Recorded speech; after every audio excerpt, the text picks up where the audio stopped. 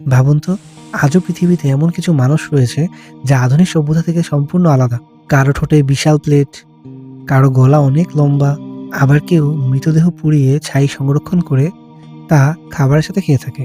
ভিডিওটি শেষ পর্যন্ত দেখলে তোমরা পৃথিবীর অদ্ভুত কিছু উপজাতি এবং তাদের স্বভাব সম্পর্কে জানতে পারবে। প্রথমে কথা বলবো ইথিওপিয়ার মুরসি উপজাতি সম্পর্কে।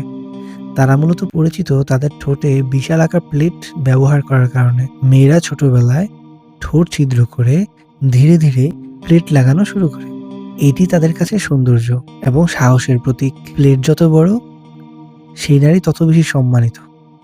তারপর একটি উল্লেখযোগ্য উপজাতির নাম হলো কায়ান ট্রাইব, যারা মায়ানমার অঞ্চলে বসবাস করে। এই উপজাতির নারীরা ছোটবেলা থেকেই গলায় একের পর এক রিং পরতে শুরু করে, ফলে ধীরে ধীরে গলা লম্বা দেখায়। আসলে গলা লম্বা হয় না, ঘাড় রিংয়ের চাপে ধীরে ধীরে নিচে নামতে শুরু করে। তাদের কাছে এটি সম্মান ও সৌন্দর্যের প্রতীক। একবার ভেবে দেখো তো, যদি তোমার আর আমার গলা এমন লম্বা লাগে তাহলে কেমন দেখাবে? কমেন্টে জানিও কিন্তু। এইবার যে উপজাতি নিয়ে কথা বলবো, তারা মৃত মানুষকে পুড়িয়ে তার ছাই খায়। শুনতে অদ্ভুত মনে হলেও সত্য। দক্ষিণ আমেরিকার ব্রাজিল আর ভেনেজুয়েলাতে এই উপজাতি বসবাস করে।